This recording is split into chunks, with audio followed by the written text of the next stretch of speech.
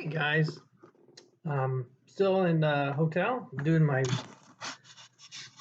COVID-19 testing and quarantining so I can go to work. And got some more time. Let's read some more Redwall by Brian Jacques.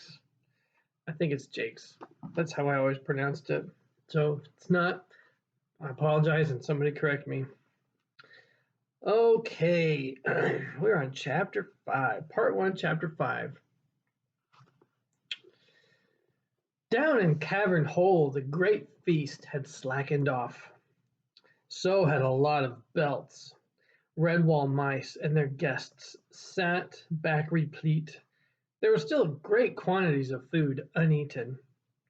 Abbot Mortimer whispered in Friar Hugo's ear, Friar, I want you to pack up large sacks with food, hazelnuts, cheese, bread, cakes, anything you see fit. Give it to Mrs. Churchmouse as secretly as you can without attracting attention. Poverty is an ugly spectre when a housewife has many mouths to feed as she does. Oh, and be sure that her husband doesn't suspect what you are doing. John Churchmouse may be poor, but he is also proud. I fear he might not accept charitable gifts. Hugo nodded knowingly and waddled off to do his abbot's bidding. Cornflower and Matthias had become quite friendly. They were young mice of the same age. Though their temperaments were different, they found something in common, an interest in Tim and Tess, the twin church mice. They had passed a pleasant evening joking and playing games with the little creatures. Tess had clambered onto Matthias's lap and fallen asleep, whereupon baby Tim did likewise on the velvety fur of Cornflower. She smiled at Matthias as she stroked Tim's small head. Bless their little paws. Don't they look peaceful? Matthias nodded contently in agreement. Colin Vole tittered aloud and remarked rather foolishly, Ooh, would you look at Matthias and Cornflower there, a nursing those two babies like they was an old wedded couple. Well, crumple my bank. Brother Alf reprimanded him sharply. Here now, you keep a latch on that silly tongue of yours, Colin Vole. Don't you know that someday Matthias will be a Redwall mouse? And don't let me hear you slandering young Cornflower. She's a decent mouse from a good family. Mark my words, Master Vole, I could say a thing or two to your mum and dad. Only last evening I saw you playing cats in the bulrushes with that young harvest mouse. What was her name now? Colin Vole blushed until his nose went dry. He flounced off, swishing his tail, muttering about going outside to take in the air. Matthias caught a nod and a glance from the abbot. Excusing himself to Cornflower, he deposited the sleeping Tess gently upon his chair and went across to him. Ah, Matthias, my son, here you are. Did you enjoy my Jubilee feast? Yes, try to keep these voices straight. Yes, thank you, Father, Matthias replied. Good, chuckled the abbot. Now I'm going to ask Brother Alf or Edmund to go on a special errand, but there are no longer young mice that look quite weary at this late hour. But they are no longer young mice. Okay. So I thought I might ask my chief grayling catcher to carry out this special task for me. Matthias could not help standing a bit taller. Say the word, and I'm your mouse, sir. The abbot leaned forward and spoke confidentially. Do you see the church mouse family? Well, it's such a long way back home for them on foot. Oh, I gotta pause. My battery's getting low. Hang on a second. Okay, we should be good now. Okay, it's such a long way back home for them on foot. Good heavens, there are so many of them.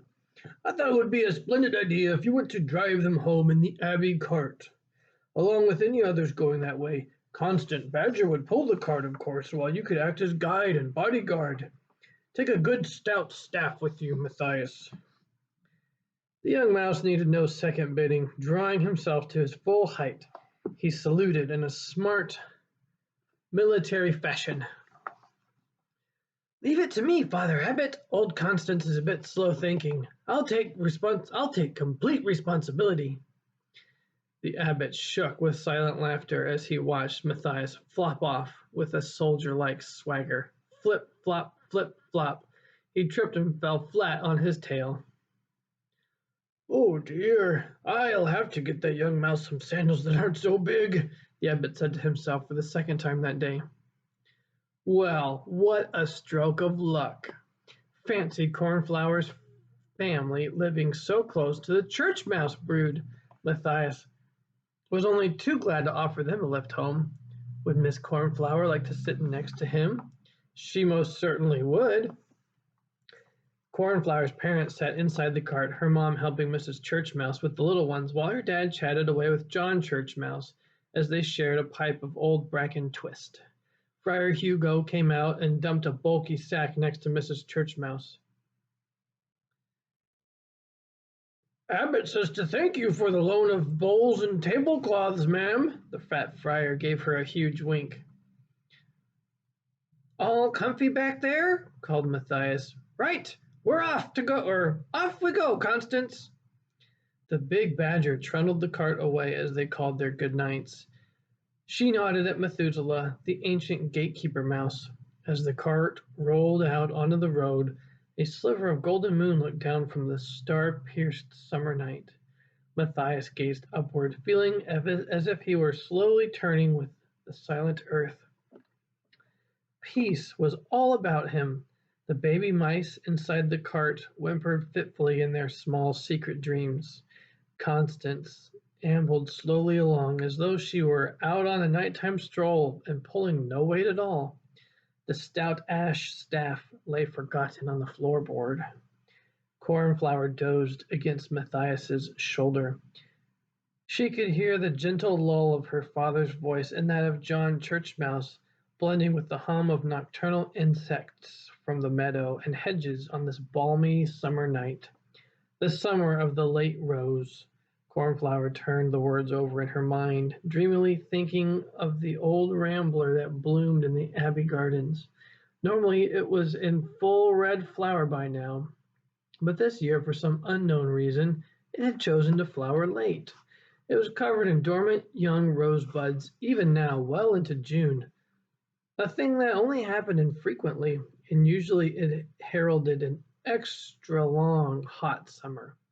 Old Methuselah could only remember 3 other such summers in his long lifetime. Accordingly, he had advised that it be marked on the calendar and in the Abbey chronicles as the summer of the late rose. Cornflower's head sank lower in sleep. The old cart rolled on gently down the long dusty road.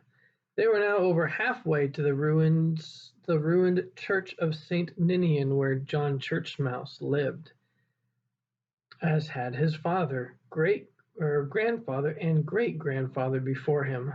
Matthias had fallen into a deep slumber. Even Constance was unable to stop her eyelids from drooping. She went slower and slower, as if it was as if the little cart and its occupants were caught in the magic spell of the enchanted summer night. Suddenly, and without warning, they were aroused by the thunder of hoofs. Nobody could determine which direction the sound was coming from. It seemed to fill the very air about them as it gathered momentum. The ground began trembling with the rumbling noise. Some sixth sense warned Constance to get off the road and to a hiding place. The powerful badger gave a mighty heave. Her blunt claws churned the roadside soil as she propelled the cart through a gap in the hawthorn hedge, down to the slope of the ditch where she dug her paws in, holding the cart still and secure while John Churchmouse and Cornflower's father jumped out and wedged the wheels firmly with stones. Matthias gasped with shock as the giant horse galloped past, its mane streaming out, its eyes rolling in panic. It was towing a hay cart which bounced wildly from side to side. Matthias could see rats among the hay. But these were no ordinary rats. They were huge, ragged rodents, bigger than any he had ever seen. Their heavy, tattooed arms waved a variety of weapons: pikes, knives, spears, and long, rusty cutlasses. Standing boldly on the backboard of the hay cart was the biggest fiercest and most evil-looking rat that ever slunk out of a nightmare. In one claw he grasped a long pole with a ferret's head spiked to it, while in the other was his thick, enormous tail which he cracked like a whip. Laughing madly and yelling strange curses, he swayed to and fro skillfully as horse and wagon clattered off down the road and into the night. As suddenly as they had come, they were gone. Matthias walked out into the road, staff in hand. Stray wisps of hay drifted down behind him. His legs trembled uncontrollably. Constance hauled the Abbey cart back out onto the road. Cornflower was helping her mother and Mrs. Churchmouse to calm the little one's tears of fright. Together they stood in the cart tracks amid the settling dust. "Did you see that?" "I saw it, but I don't believe it." "What in heaven was it?" "What in hell, more like." "All those rats. Such big ones, too." "Aye, and that one on the back, he looked like the devil himself." Seeing Matthias still stunned by what happened, Constance took over the leadership. She wheeled the cart around. "I think we'd best head back for the Abbey," she said firmly. "Father Abbot will want to know about this straight away." Knowing that the Badger was far more experienced than himself, Matthias assumed the role as second in command. "Right, Cornflower, get in the cart and take charge of the mothers and babies," he said. "Mr. Fieldmouse, Mr. Churchmouse, up front with Constance, please." Silently the mice did as ordered. The cart moved off with Matthias positioned on the back, proving a rear guard. The young mouse gripped his staff tightly, his back to his charges, facing down the road in the direction that the hay cart had taken. Chapter 6 says, Fur and Fang. The horse had gotten away safely. It was the hay cart that suffered the most damage. Bolting recklessly from side to side down the road, the blinkered animal failed to see the twin stone gate posts on its right. Skidding crazily, the cart smashed into the uprights. There was a loud splintering of shafts as the horse careered onwards, trailing in its wake reins, tracers, and shattered timber. His lightning reflexes serving him well, Clooney leapt clear. He landed cat-like on all fours as the hay cart upended in the roadside ditch, its buckled wheels spinning awkwardly. Feeling braced after his mad ride and the subsequent narrow escape, Clooney strode to the ditch's edge. The distressed cries of those trapped beneath the cart reached his ears. He spat contemptuously, narrowing his one good eye. "Come on, get up out of there, you cringing load of cat meat," he bellowed. "Redtooth, Darkclaw, report to me or I'll have your skulls for skittles." Clooney's two hench rats pulled themselves from the ditch, shaking their heads dazedly. Crack, splash! The whip-like tail brought them swiftly to his side. "Three-Leg and Scratch are dead, Chief." "Dead as dirt. The cart crushed them, Chief." "Stupid fools!" snarled Clooney. "Serves them right. What about the rest?" "Old Wormtail has lost a paw. Some of the others are really hurt," Clooney sneered. "Oh, they'll get over it, or they'll suffer worse by the time I'm done with them. They're getting too fat and sluggish, by the tripes. They'd not last 5 minutes in a storm at sea. Come on, you dead and alive ragbags. Get up and gather around here." The rats struggled from the ditch and cart, frantic to obey the harsh command as quickly as possible. They crowded around the undamaged gate posts, which their leader had chosen as a perch. None dared to cry or complain about their hurts. Who could predict what mood the warlord was in? "Right. Cock up your lugs and listen to me," Clooney snarled. "First, we've got to find out where we've docked. Let's take a bearing on this place." Redtooth held up his claw. "The Church of St. Ninian, Chief. It says so on the notice board over yonder." "Well, no matter," Clooney snapped. "It'll do as a berth until we find something better. Fangburn, cheese thief. Here, Chief. Scout the area. See if you can find a better lodging for us than this heap of rubble. Trail back to the west. I think we passed a big place on the way. Aye, aye, Chief. Frog blood, scum nose. Chief, take 50 soldiers and see if you can round up any rats that know the lie of the land.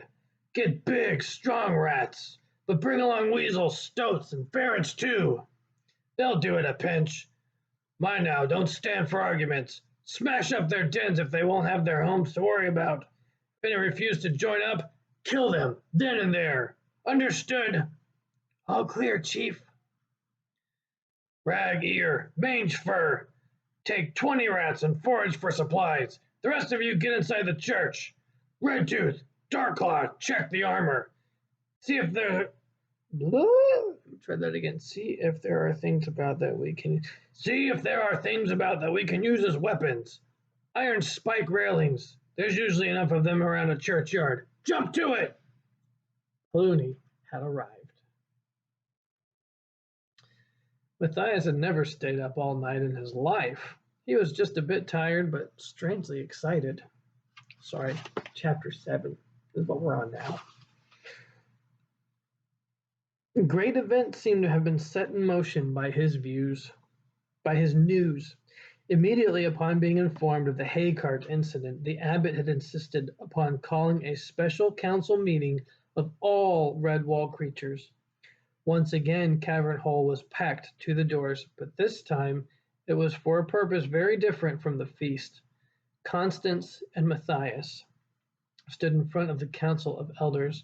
All about them was a hum of whispers and mutterings. Abbot Mortimer called order by ringing a small bell. Pay attention, everyone.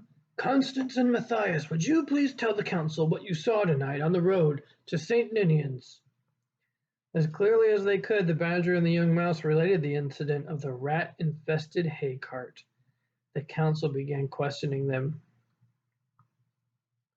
Rats, you say, Matthias? What type of rat? Inquired Sister Clemens. Big ones, Matthias replied, though I'm afraid I couldn't say what kind they were or where they came from. What about you, Constance? Well, I remember my old granddad once knew a sea rat, she answered.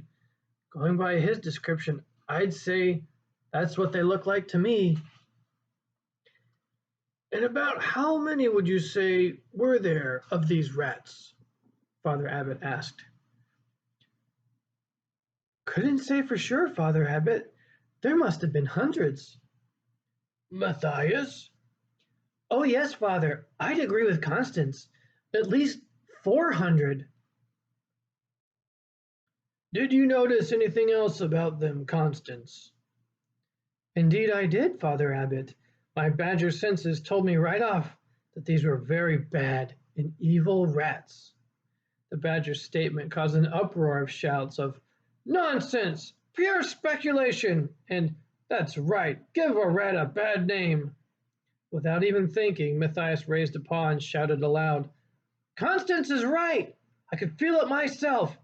There was one huge rat with a ferret skull on a pole. I got a good look at him. It was like seeing some horrible monster. In the silence that followed, the abbot rose and confronted Matthias. Stooping slightly, he stared into the young mouse's bright eyes. Think carefully, my son. Was there anything special you noticed about this rat?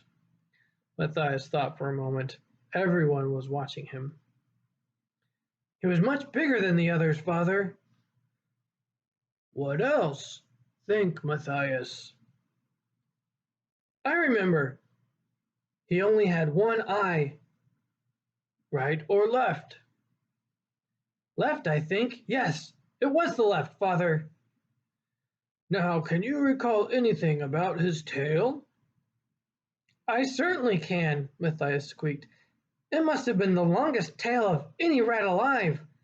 He held it in his claw as if it were a whip. The abbot paced up and down before turning to the assembly. Twice in my lifetime I have heard travelers speak of this rat, He bears a name that a fox would be afraid of to whisper in the dark of midnight. Clooney, the Scourge! A deathly hush fell upon the creatures in Cavern Hole. Clooney, the Scourge. Surely not. He was only some kind of folk legend, a warning used by mothers when youngsters were fractious or disobedient. Go to sleep or Clooney will get you. Eat up your dinner or Clooney will come. Come this instant or I'll tell Clooney. Most creatures didn't even know what Clooney was. He was just some sort of boogeyman that lived in bad dreams in the dark corners of imagination.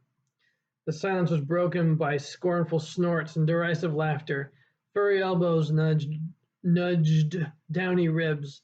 Mice were beginning to smile from sheer relief. Clooney the Scourge, indeed!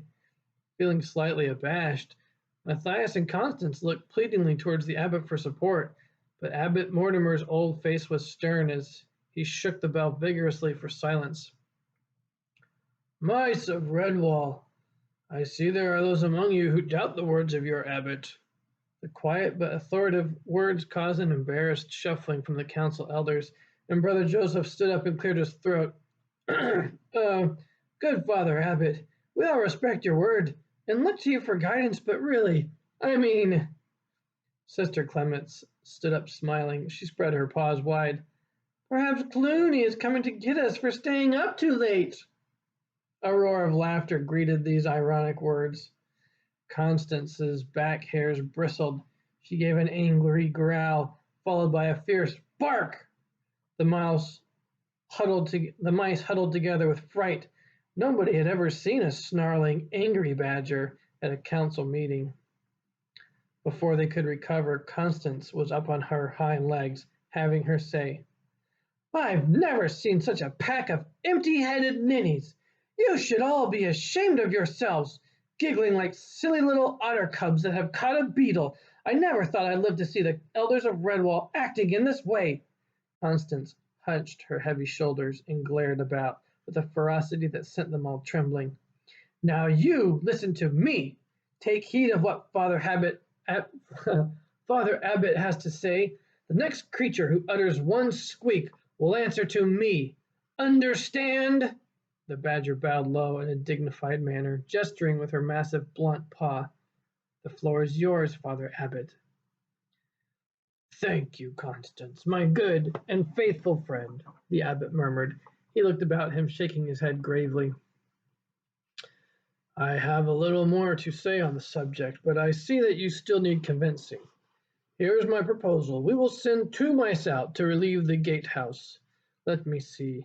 Yes, Brother Rufus and George, would you kindly go and take over for Brother Methuselah? Please send him in here to me. Tell him to bring the Traveler's record volumes, not the present issue, but the old editions that were used in past years. Rufus and George, both solid-looking, sensible mice, took their leave with a formal bow to the abbot.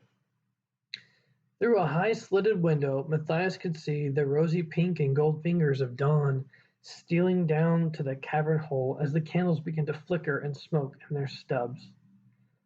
All in the space of a night, events had moved from festivity to a crisis, and he, Matthias, had taken a major role in both. First the big grayling, then the sighting of the cart. Large happenings for a small mouse. Old Brother Methuselah had kept the Abbey records for as long as any creature could remember. It was his life's work and consuming passion. Besides the official chronicle of Redwall, he also kept his own personal volume, full of valuable information. Traveling creatures, migratory birds, wandering foxes, rambling squirrels, and garrulous hares. They all stopped and chatted with the old mouse, partaking of his hospitality, never dreaming of hurting him in any way. Methuselah had the gift of tongues. He could understand any creature, even a bird. He was an extraordinary old mouse who lived with the company of his volumes in the solitude of the gatehouse. Seated in the Father Abbot's own chair, Methuselah took his spectacles from a moss-bark case, carefully perching them on the bridge of his nose. He gathered around to hear as he all gathered around to hear as he opened a record book and spoke in a squeak barely above a whisper. My lord Abbot Cedric. Is it Cedric, isn't it? Oh, botheration, you'll be the new Abbot Mortimer, the one who came after Cedric. Oh, dear me, I've seen so many of them come and go, you know. Me Lord Abbot Mortimer and members of Redwall. I refer to a record of winter 6 years back. Here the ancient mouse took a while to leaf through the pages. Ah, yes, here it is. Late in November, year of the small sweet chestnut, from a frozen sparrowhawk came down from the far north. Peculiar chap, he spoke with a strange accent. I repaired his right wing pin feather. News of a mine disaster caused by a large, savage sea rat with an extraordinary tail. It seems that this rat, Clooney they called him, wanted to settle his army in the mine. The badgers and other creatures who own the mine drove them out. Clooney returned by night and with his band of rats gnawed away and undermined much of the wooden shoring. This caused the mine to collapse the next day, killing the owners. Excuse me. Oh.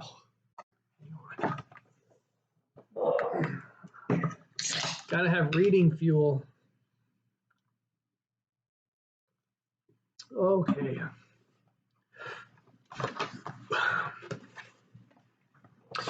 Brother Methuselah closed the volume and looked over his glasses at the assembly. I have no need to read further. I can recite other misdeeds from memory. As the hordes of Clooney the Scourge have moved south over the past 6 years, I have gathered intelligence of other incidences. A farmhouse set alight. Later that same year, piglets, an entire litter of them eaten alive by rats.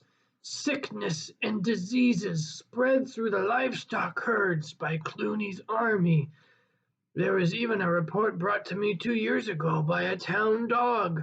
An army of rats stampeded a herd of cows through a village, causing chaos and much destruction. Methuselah halted and blinked over his spectacles. And do you dare doubt the word of our abbot, that Clooney the Scourge exists? What idiotic mice you are, to be sure. Methuselah's words caused widespread consternation. There was much agitated nibbling of paws. Nobody could doubt that he spoke the truth. He was already old and wise. When the most elderly among them was a blind, hairless mite pulling and whimpering for a feed from its mother. Oh, my whiskers, what a mess! Hadn't we better pack up and move? Maybe Clooney will spare us. Oh dear, what shall we do? Matthias sprang to the middle of the floor, brandishing his staff in a way that surprised even him. Do? He cried. I'll tell you what we'll do. We'll be ready. The abbot could not help shaking his head in admiration. It seemed that young Matthias had hidden depths. Why, thank you, Matthias, he said. I could not have put it better myself. That's exactly what we will do. We'll be ready. Okay. We'll pause that session there. Goodness, things are happening in Redwall. It seems like it's not a time of peace after all. Well, stay tuned and we'll see what happens next. Love you guys. Bye.